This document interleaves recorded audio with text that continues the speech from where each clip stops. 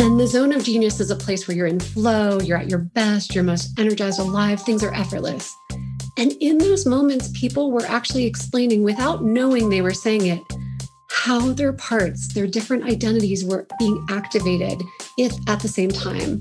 So this one teacher was like, I'm being an empath by hearing the problems of my students and giving them guidance and counseling, but I'm also sharing knowledge and I'm also bringing in creativity and I'm also this and I'm also this.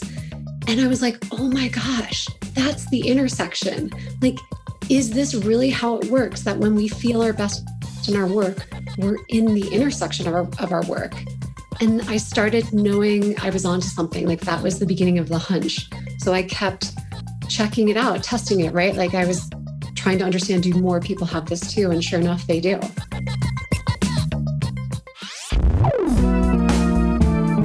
Podcasting from Boulder, Colorado. This is the Baby Got Backstory podcast, where we dive into the story behind the story of today's most inspiring storytellers, creators, and entrepreneurs. I like big backstories, and I cannot lie. I am your host, Mark Gutman. I'm Mark Gutman, and on today's episode of Baby Got Backstory, I want to know, what do you do? Really? What do you do? If this question gives you pause, or if you have ever felt anxious at a party or event when someone asks you, what do you do? And there's no real great way to say it, not really, then stay tuned because this episode is for you. And before we get into the show, here's a reminder. If you like and enjoy the show, please take a minute or two to rate and review us over at Apple Podcasts or Spotify. Apple and Spotify use these ratings. They really do, as part of the algorithm that determines ratings on their charts. And we like ratings, so please go ahead and give us a review if you like the show. Today's guest is Dr. Sarah Beth Burke. And that question, what do you do, was a tough one for her to answer. She did many different things, from design to research to innovation, and she never had a good answer to that question. And I don't know about you, but when I don't have a good answer, I Google for it. Then I maybe read a blog. But Sarah Beth, she went full researcher on the question, discovered that work professionals have many different identities, and where those identities intersect, well, that's where the magic happens. Today, Dr. Sarah Beth Burke is the leading expert in hybrid professional identity and a hybrid professional herself. She's been featured in Forbes and is a TEDx speaker, author, and the recipient of a Colorado Inno on Fire Award for her innovative work. Sarah Beth's hybrid title is Creative Disruptor because she blends her artist, researcher, educator, designer identities together to lead and create innovation strategies that radically connect resources and people in new ways. Sarah Beth obtained her PhD from the University of Denver and has degrees from the School of the Art Institute of Chicago and the Rhode Island School of Design. So she knows what she's talking about. Her background includes directing major initiatives in K-12, higher education, startups, and nonprofits. And this is her hybrid story.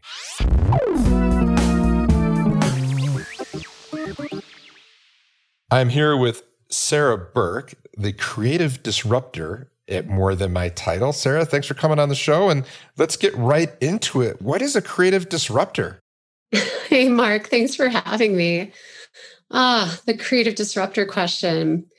Well, essentially, I didn't know what to call myself. I was more than my job title. And I did all this work, which we can talk about, reflecting on like, who am I really? Like, what do I want to be called? And I noticed I'm a person that challenges and pushes and changes information because I see it differently. And that was like that disruptor inside of me. But then also I'm super creative. I come from an art background and I'm always like visually orienting things and making sense of like pictures and images. And I was like, I'm not just a disruptor. I'm like really creative in how I do it because I am like playing with tools and using design thinking and that's me in a nutshell. Like that term is my identity in my work. And that's why I call myself a creative disruptor. I'm changing things for the good.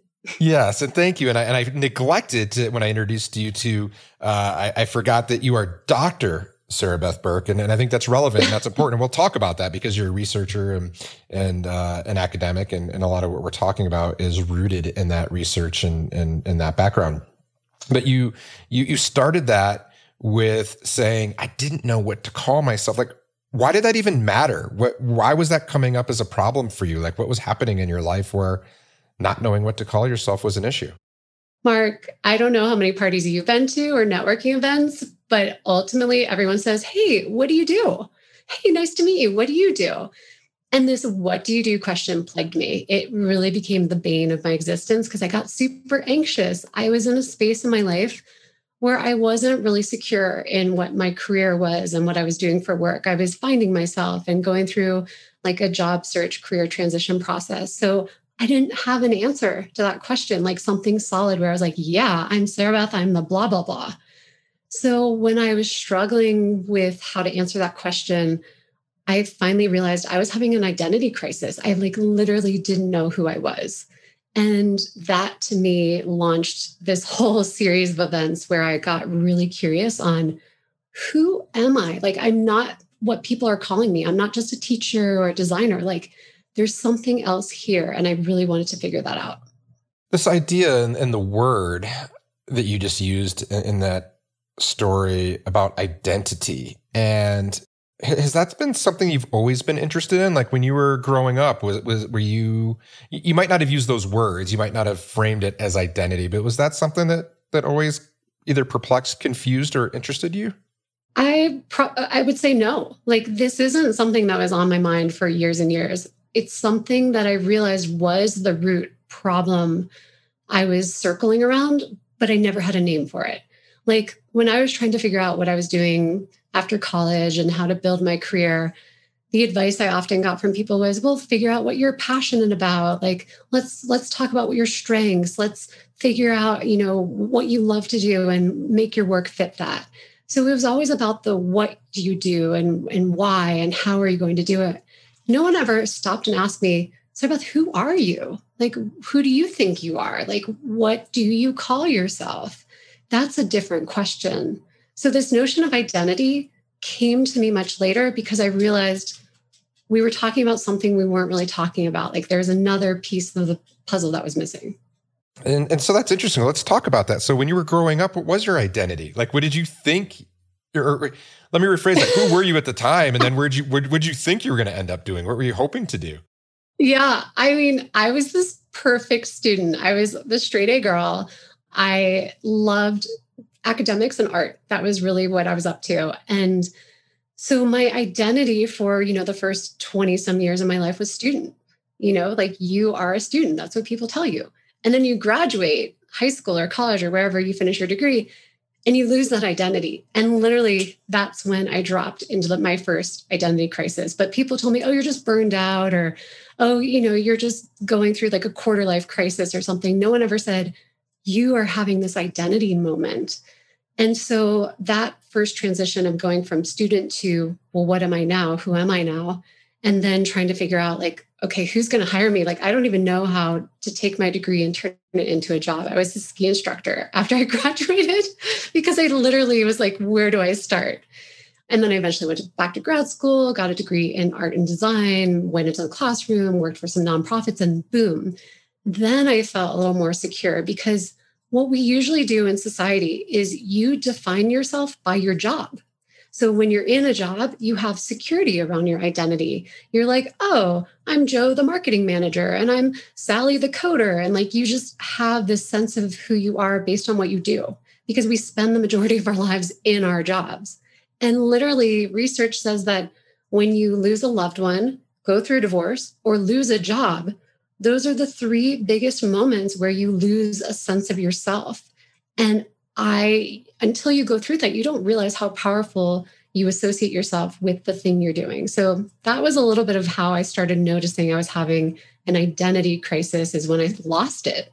Yeah. And what I heard there is that like this idea of our identity and our identity changing and even being between identities, it's it's not something like that happens just once. It doesn't just happen, between our 20, matriculating from through college to the working world. It can happen a lot of different times. And I think that, at least myself, I think about like how I approach it, like I feel guilty about that, or I feel like I'm doing something wrong, and you and I have talked about this. I feel like shame that like I don't know how to identify myself. Did you experience that at all while you were going through that transition? 100%. Yes. I mean, there's so much wrapped up. I felt like a failure. I felt vulnerable, full of guilt. My self-worth, my self-confidence were just all in the pits. I really was just like, I felt lost and confused. It's a dissociative moment, is what like psychology would say. And you just feel disconnected because you don't know like your roots anymore. Your foundation got taken from you. And so it's a process, right, of rebuilding and reinventing and finding yourself again. And I think it's part of growth. I think life, like you just mentioned, puts us through these tests at different times. It's not just once. I'm actually going through my fourth identity crisis right now. Like I have mapped them and I'm on number 4 right now. So they keep coming. Yeah, and the leading expert hybridity and identity crisis is going through an identity crisis, which is great. It's like this isn't like exclusively to other people, and so it's something that we all go through. And so, were you originally from Colorado? No, I was born on the East Coast in Pennsylvania, Okay. and my family wanted to be in the West. They loved the mountains, so I moved out to Colorado when I was in elementary school. All right, and then I want to go back to that moment when you were a ski instructor. So you wanted to be a ski instructor. Like, tell me about that. Like, what was that like? You know, I so I graduated from undergrad. I was in Chicago at the time, came back home to be with my parents. Everything just felt off kilter. And I became a barista at a coffee shop. And that was like the fall season. And I had done some summer camp teaching with like people that were ski instructors because I grew up in the Roaring Fork Valley by Aspen and Snowmass. So I had some contacts in the ski industry. And sure enough, I called them up and said, what does it take to be a ski instructor? And they said, come on down, apply, we're hiring. And I made it as a rookie that year. So it was really just kind of going with the flow of life. But it was really good for me because as I mentioned, I was so academic. When you're a ski instructor, it's really about safety of the kids first. We always said the order is safety, fun, and then learning. And a lot of it was just letting go of structure and homework and research and like deep thinking. It was like, go just be, like, have a job that's so much about enjoying life and meeting people and going skiing with kids all day. It was great. Yeah. And so this is so interesting to me. So you and I have met recently, and certainly the identity I know about you is, an expert on hybridity and this topic of being, trying to find, how do I talk about myself? But like when I look at your bio, and this is kind of funny to me because you and I did an event together and I was super impressed with how like you were cranking out these beautiful design assets and all this stuff. And I was like, wow, Sarah Beth's really good at this. I didn't realize, and I feel silly because you always refer to yourself as an academic, and you talk a lot about academics and research, and that's how I categorize you. That's how I see you in your identity. But you have this crazy background where you went to the Art Institute of Chicago and RISD, the Rhode Island School of Design. Like, talk to me a little bit about that, because just even that, like you started saying like I was really into academics, but you were also you were like a very serious like art student. Like how, like talk me through that a little bit. Yeah. I mean, I was a wallflower in high school. I need to go back to that moment. But my creative outlet was art class. I always needed to take art every semester. And I fell in love with my high school art teacher just because she was such an inspiration and just opened my eyes to like mediums and ideas I'd never seen. But she didn't let me get into senior studio, which is like the pinnacle of the high school experience, because that was only for the most talented students. So I had this sense that I actually wasn't good enough. So I tried to like focus on something more academic in college, but eventually noticed I love graphic design. I love interior design. I love drawing and painting. And I actually loved book arts. I thought I wanted to be a book artist, like paper making and bookbinding. And I said, screw it. I had started at one university and I transferred and went to art school because that was such a deep desire that kept calling me. So I picked a major in my undergrad that was actually 50-50 art and critical thinking. Like I took any studio major I wanted. I didn't have to focus on one. Screen printing, puppetry, fashion design, letterpress printing. I was all over the map. And then I was going into these classes. One was called Transmodalities. And the professor, Joseph Grigley, he's actually deaf. And so he would talk to us about, he could speak, but he had a translator, about things like, how do you know the taste of a cigar or the taste of wine when it's written down on these cards? And my brain was going crazy with like making sense of translating information from one modality to another. And yet I'm doing these art forms where I'm doing mixed media practice. So my entire background has been about interdisciplinarity and crossing things that are unrelated together and finding new things at the intersection. So this has always been a heartbeat. And it comes from my creative background. It comes from experimenting with making meaning. I think that's really who I am. That's great. And thank you so much for sharing that. And so, you went to the Art Institute of Chicago, you went to RISD. Like, at what point did you then start to think, hey, I'm going to like research this whole question of who am I and how do I talk about myself? Because it's one thing to be like, oh, I've got this problem and I don't like going to cocktail parties and people say, what do you do? And I don't, and maybe you'd read some books, but you went a little further. Like why, why, like how did that all transpire and what drove you to really dive deep into this subject? I think I started to feel like I was compartmentalizing myself. So I was in the classroom teaching art. And I got to a crossroads. I knew I was ready to do more. I wanted to have leadership. I wanted to transform education. Like I'm a person that wants to blow shit up and create new school systems and universities, K-12, none of it's working. Let's start over. I'm an innovator. That goes back to the disruptor too. And in order to do that, I needed people to see me as more than an art teacher. Like that was how people saw me. Sarah Beth, you teach art. And I was like, I do, but I'm also actually on the side creating websites. And over here, I'm making and selling art on Etsy. And I'm starting to learn about research because I was taking grad school on the side. And in order to leave the classroom, I started applying to jobs that weren't teaching jobs. And in my cover letter, I noticed I started writing, I'm Sarah Beth, and I'm an artist / educator / designer. I started using slashes because I needed people to see I have different sides to myself, because the teacher part was so strong and dominant. And by putting slashes, I was like, well, it's not a comma, it's not an and. I'm all of this mashed together. I don't know how else to grammatically write it for people to see like what I'm trying to explain. So that was me. Like, I don't know if you've heard of the slash movement, but that's like a thing people use. There's also like the multi-hyphen, people that put dashes. So I was already feeling that in myself. I just didn't know other people did this too.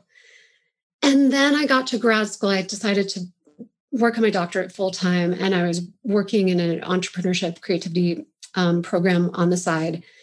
And it was in my doctoral program where I really felt like I just don't know who I am anymore. Like I'm not just a teacher. And yet, what am I? And then I learned from, honestly, the race class and gender studies class about intersectionality, that you actually are the sum of the intersection of all your different identities. And I was like, that's interesting. Yeah, of course I'm white, middle-class woman, blah, blah, blah, like all these identities. But what about my professional identity? Like I had this moment where I said, can I ask that question just in the professional side of my life? Like, are there intersections between being an artist, designer, teacher, researcher? That became my research question. So because I was in a doctoral program where we're learning to think and act this way, and we're doing quantifiable research, I needed to pick a research topic. So it all kind of jived in that moment of like my personal pain, the work I was learning to do, and then this curiosity that formed. Yeah. And then so as you got interested in this, like what did you find? Yeah, it was like, where do I start with this? I couldn't go around and ask people, like, what are your intersections? Like, how do you see intersectionality, Mark, in your work? Because this was like too weird of a question that even I had never been asked before. I didn't know how to answer it. So I started a case study of like 5 different individuals that I followed and observed and interviewed about their work because I thought, am I just experiencing this or are other people? And how do I have a study around that? And so I went and started talking to individuals about, okay, your title is blank, this thing, but what do you really do in that job? And very quickly, I started hearing people explain the different parts of themselves. And then the theme that I started getting across all these interviews and observations was moments when people were just in their zone of genius. You and I have talked about that before. I love this discussion. And the zone of genius is a place where you're in flow, you're at your best, you're most energized, alive, things are effortless. And in those moments, people were actually explaining without knowing they were saying it, how their parts, their different identities were being activated if at the same time.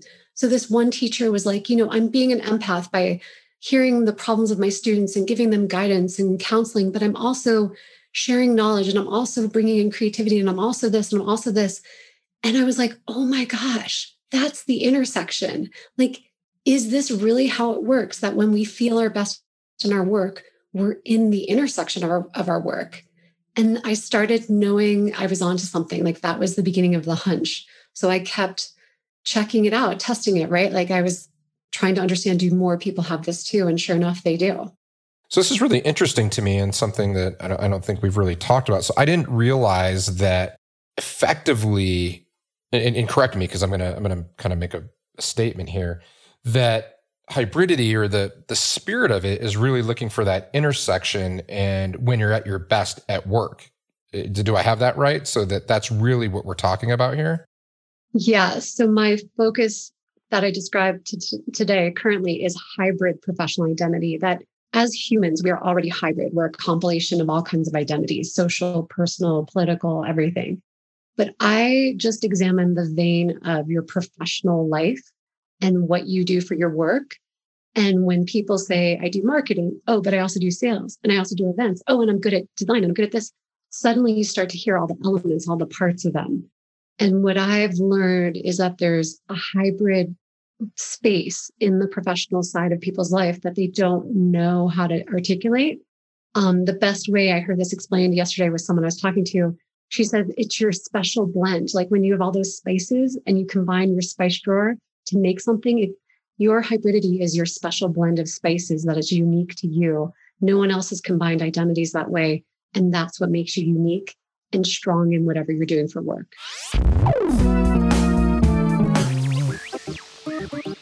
A common question I get all the time is, Mark, can you help me with our brand? Yes, we help companies solve branding problems. And the first step would be to schedule a no-obligation brand clarity call. We'll link to that in the show notes or head over to wildstory.com and send us an email. We'll get you booked right away. So whether you're just getting started with a new business, or whether you've done some work and need a refresh, or whether you're a brand that's high performing and wants to stay there, we can help. After you book your brand clarity call, you'll learn about our brand audit and strategy process. We'll identify if you need a new logo or just a refresh. We'll determine if your business has a branding problem, and you'll see examples of our work and get relevant case studies.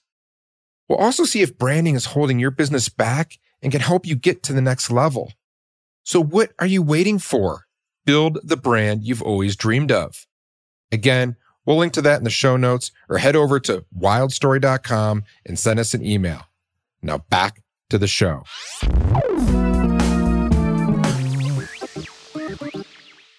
So that's really interesting to me, like that you have all these special ingredients that become your hybridity. Like I get that, like, we want to activate what makes us special, but like, why is it so important that we're focused on this? Like why does it matter? Totally. Yeah. Why?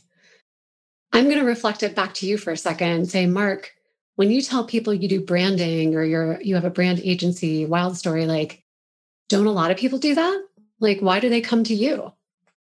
They do. And, this is a really interesting question because I've struggled with this. Most people come to us because of our background in storytelling and things like that. But I spent a lot of years talking about that. Like, I'm a storyteller, this and that. We're a storytelling agency.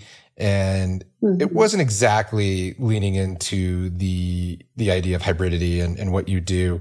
But what I did find is really confusing to a lot of people, and they, and so they didn't get that, and it meant different things to different people. And so, from a linguistic standpoint, I've really gone back and forth on this topic, and I've really thought about, like, do you use words that are already a schema that people understand to, like, have them understand what you do, and then kind of talk about this idea of why or what makes us special, or do you lead with that? And so, again, I'd love to know, like, why. So I guess what you're saying when you put it back on me is it matters because it helps you stand out and it helps you to differentiate. But I mean, have you experienced any of that yourself? Like, where it becomes like a little bit like, do you follow the norms and say I'm a marketer, or do you say, do you say I'm a, something else?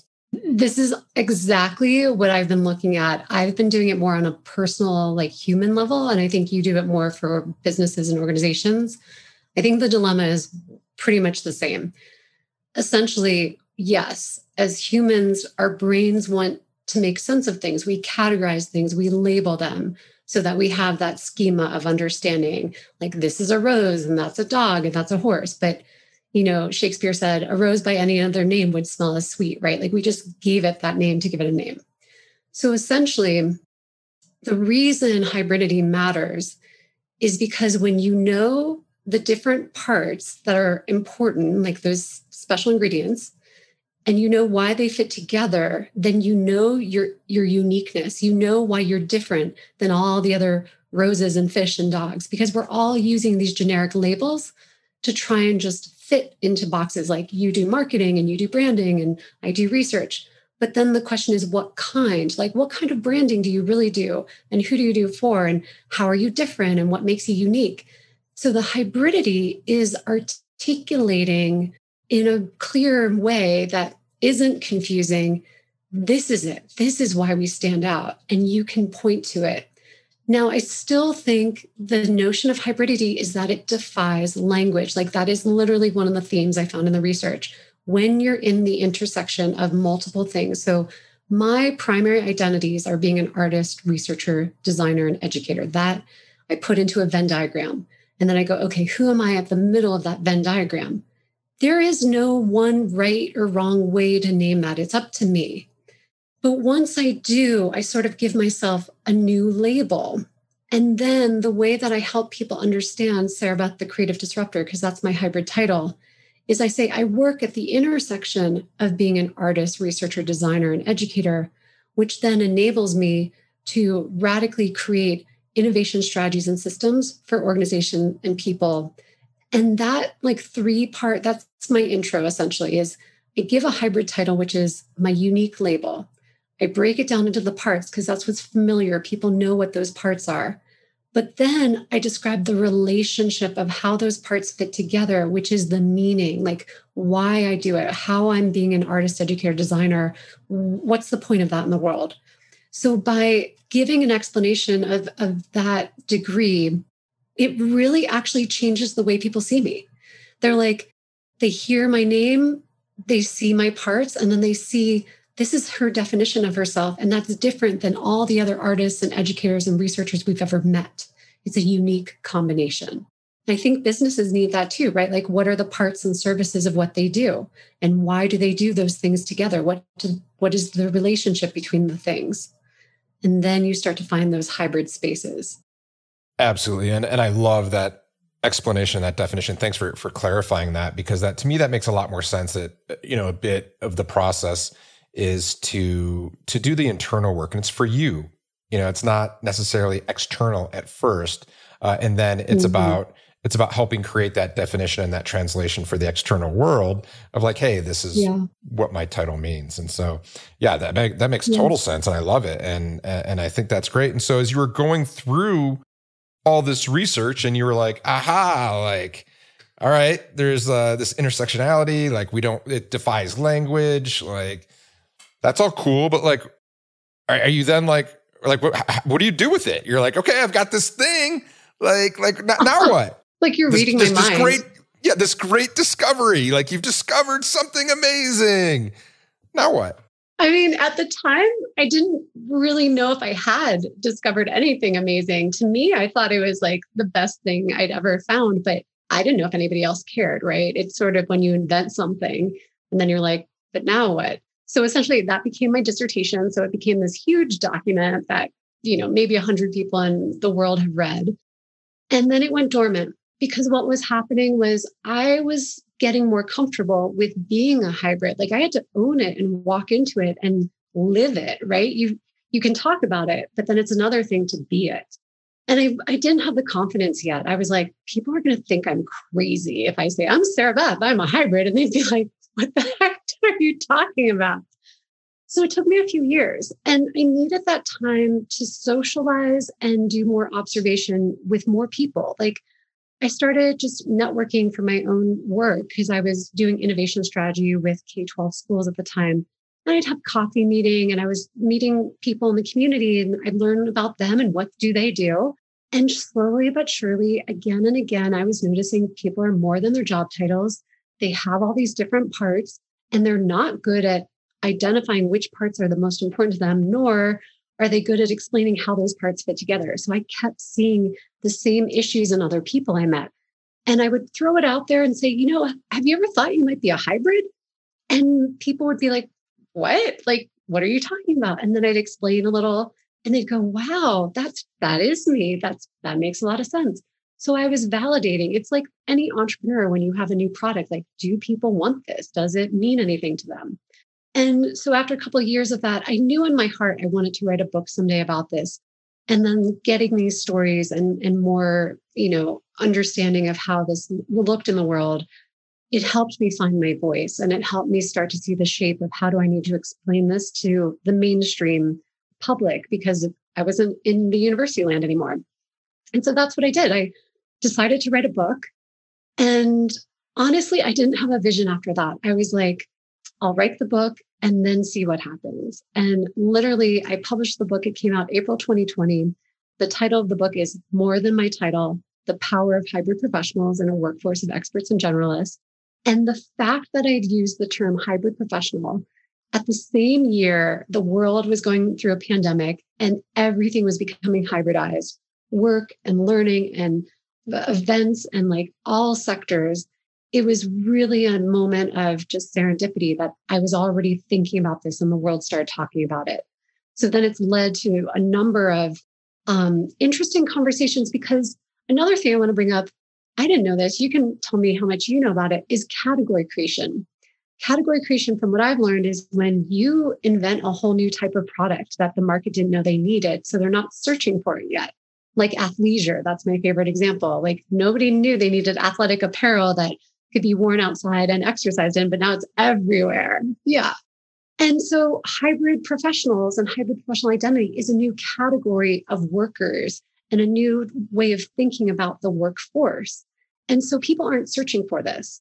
So the adjacent ways people are still talking about it is personal branding and career development.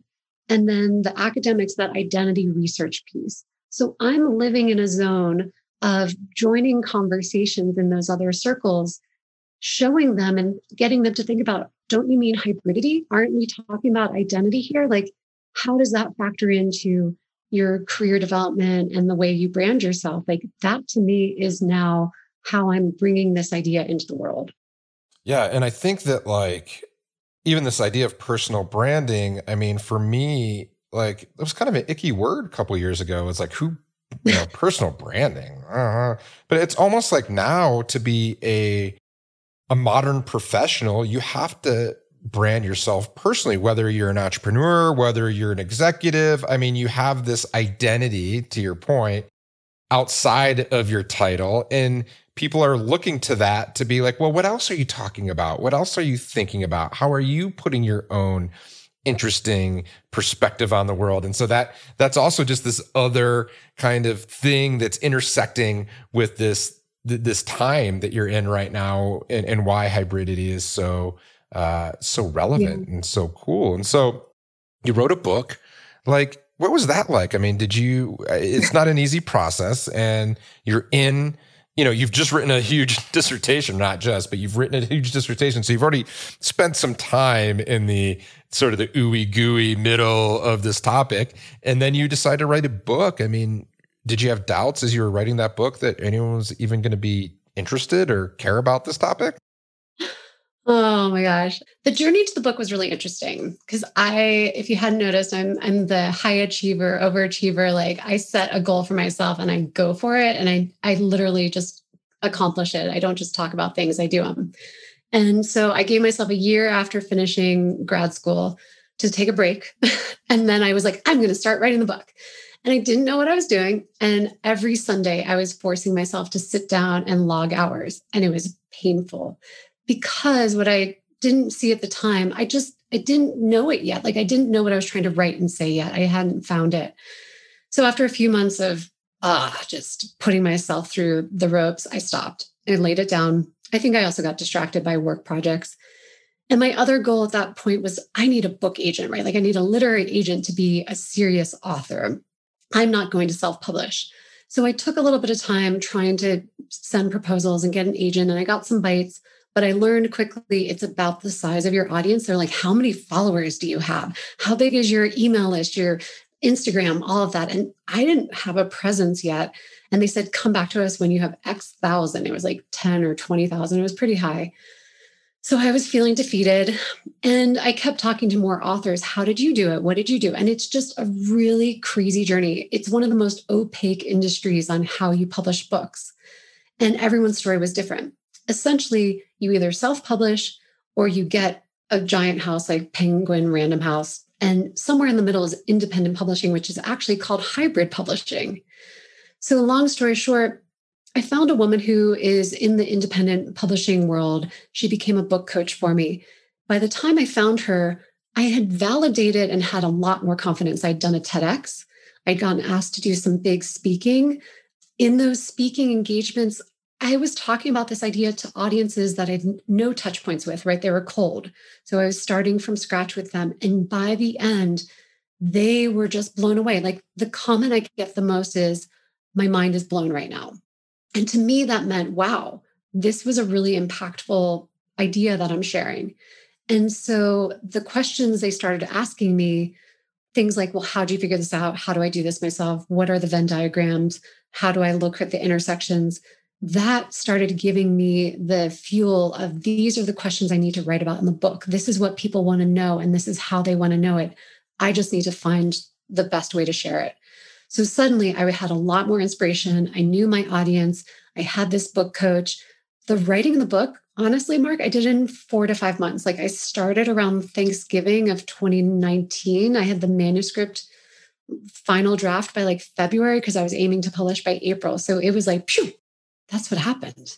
Well, that's a good experience. And once you're aligned, it all happened. And so when you think about this topic and you think about people who are struggling with this idea or intrigued by this idea, or their minds are just, they're listening to this for the first time and their minds are blown, as you say, what's the first step they can take? What's something someone can do to start to explore this further?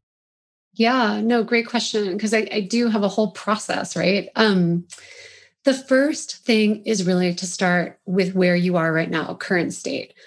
What do you call yourself? What do other people call you? What do your kids call you? Your friends? Like, notice all these different ways you're being labeled and the names you're using. Then you start to brainstorm a list of all those different identities. And it's really important to know that identities and actions are different. So when you ask someone, what do you do? They start telling you actions like, I do some marketing and branding. I help people. I mentor. I coach on the side. Those are all actions. So convert that back to an identity. Who are you when you do that thing? Just because people are doing marketing or helping with branding Do they call themselves a marketer? Are they a brander? And sometimes it's one-to-one. They're like, yes, of course, when I do marketing, I am a marketer. And other times they're like, actually, when I'm doing this branding thing, I'm more of an idea navigator, or I'm a wayfinder, or I'm crystallizing, I'm a catalyst. So you realize there's other identities you are that you're not showing or talking about, if that makes sense. So it's really the first step is taking an inventory and doing a really big brainstorm on all the identities you're showing up with and that you're using. And then the next big step is to narrow it down.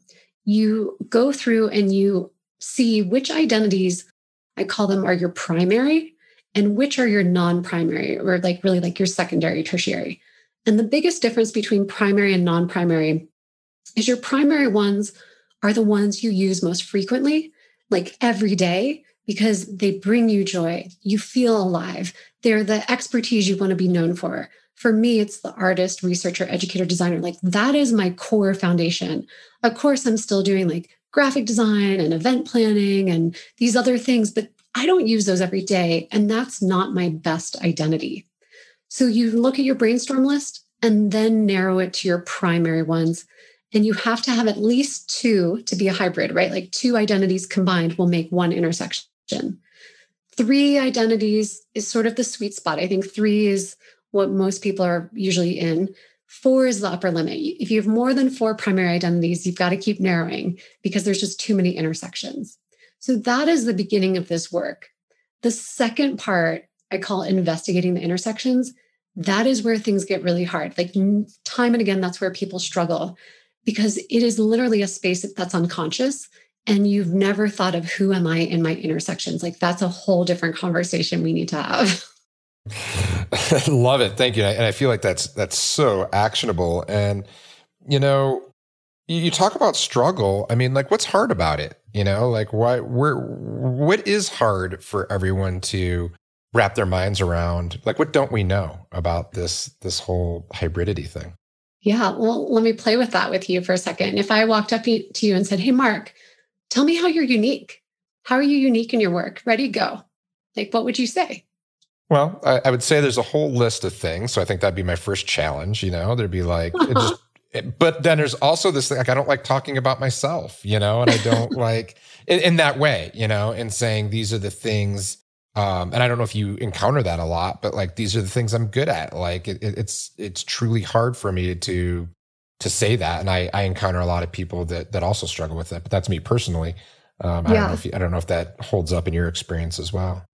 I would just say, like, rule of thumb, the majority of people, if they were confronted and asked in this moment to explain how they're unique and different in whatever they do, they would either A, kind of like draw a blank, like be caught off guard. I don't know. I need a moment.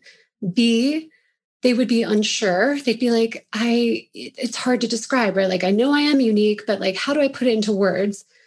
Or the other one is just, your uniqueness is just, it's like the wrong way to approach this because like you need tools to see yourself and to be able to I know what I was going to say. The third one is they get too general. They'll say something like, I'm really good at problem solving. Like my superpower is asking really great questions. And it's like, what does that even mean? Right? Like these are really broad things. Like everyone says they're good at problem solving. I'll be honest. I hear that a lot. So the trick that I use, and this is another strategy I have, it's called your first, best, or only. And so instead of approaching it with, where are you unique, which is ultimately what we're trying to suss out in finding your intersections and your hybridity. If you look at yourself and go, okay, where have I been the first on something, like the first project I did, the first client I landed, the first at starting a new process? It could be on a team or in a company. Or the best, like you were the top in your group, the top in a region, and you were one of a kind. No one else has even done this thing yet, right? Pull out those stories, try and get like one per category. And that will start to reveal this is you in a moment of uniqueness. So I was like the first to launch and lead this innovation ecosystem around early childhood. Wow. Okay. So let me break that down. What was I doing? Who was I in that moment to do that thing? What identities were showing up when I was in that first moment? So Going into my research hat for a moment, there's a notion of triangulation. What triangulation means is when you're collecting data, if you only have one data point, you don't know what that means, if it's good or bad. And if you have two data points, then one might be good, one might be bad, so you don't know which it is. But if you have a third, it's the tiebreaker, right? It's like, okay, two of them are good or two are bad, so you know you're leaning more this direction.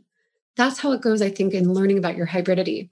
So if you can think of 3 stories that represent your first, best, or only, then you can start to say which identities showed up in story number 1, which identities are in number 2, which are in number 3. And you start to look for identities that are consistent across these moments to figure out, oh, those are the identities that are really true to me. Like these are the ones I'm using the most and they're important. And that is just one way to start to find your uniqueness. There's a lot of tools and tricks I use in this work because this is a very deeply reflective process. I did a crash course this weekend with individuals, and one of the participants said it the best. He said, Sarah, this work is like feeling muscles you didn't know you had after a really hard workout. Like I start asking people questions they have literally never been asked before. And that's why their minds are blown. They're like, oh, my head hurts. And I have to give them a break. Like we can't do the whole thing in a day or in an hour. It's kind of broken into segments. And this is why I'm literally making you step out of yourself. Like it's metacognition, like watching what you're doing and who you are when you're doing it, to start to see patterns and start to truly notice what specifically you're doing that other people don't do, which then creates that recipe back to the ingredients of who you are in your hybridity. I don't think I'm supposed to ask you this because probably like children, you're not supposed to say your favorite hybrid titles.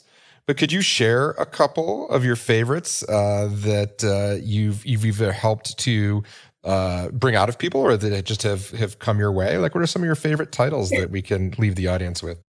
Yeah, no, totally. It's a great, great, great question. And I think examples are really important. So I'm so glad you asked. So yeah, it's not a bad question. One gentleman I got to work with, he was describing himself as a project manager, essentially. And he was unhappy with his work and just felt like not all the parts of him were being used. So we went through this journey and unpacked. And by the end of it, he realized he was really the tension methodologist. He was balancing energy and projects and resources, and he was managing tension, but he had a methodology to it. And he's like, that is me, the tension methodologist. Someone else I worked with, she is the methodical weaver of wonder. She's really good at pulling visions out and weaving them together. And she, again, has a really special way she does it. This other guy, he's the human hit maker. Someone else called themselves a serial edu-agitator. He was merging 2 words, education and agitator, together. And another one is the spiritual spark plug. Those are a few off the top of my head. I love it. I love it. Well, where can our listeners learn more about you and dive deeper on this topic? We'll make sure to link to everything in the show notes, but why don't you go ahead and let people know where they can learn more about how to like kind of dive deeper on this topic? Yeah, I would love that. So I'm on Clubhouse a lot. So I hope to see you in rooms there if you are. But morethanmytitle.com is my website, all kinds of goodies and freebies, a lot of tools like the word list is up there and Venn diagrams. And then I'm on Instagram at More Than My Title as well. And I just started doing some LinkedIn Live so people can see me. I'm really talking to people about their stories of being hybrid. So I'm a little bit of everywhere like you. Awesome. And as we come to a close here, Sarah Beth, I want you to think back to that as you described it, the wallflower version of you in high school. And, you know, that version of you that was told that you weren't good enough to get into that art program. And, you know, if she were able to see you today, what do you think she'd say?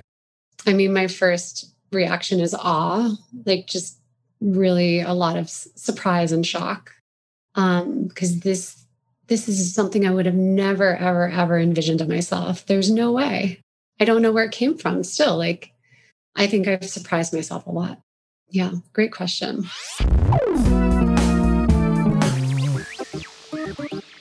And that is Dr. Sarah Beth Burke, creative disruptor at More Than My Title. I've often struggled with fitting in and how to describe myself. That In Sarah Beth's words, there was no language for the intersections of my identities. Hearing Sarah Beth's insights and methodologies has allowed me to see myself in a different light, and I hope it's helped you as well. I also loved her actionable teaching, especially the first, best, only exercise. I'll be working on that one this weekend over a journal and some coffee. A big thank you to Dr. Sarah Beth Burke and the More Than My Title team. We will link to all things Sarah Beth and More Than My Title in the show notes.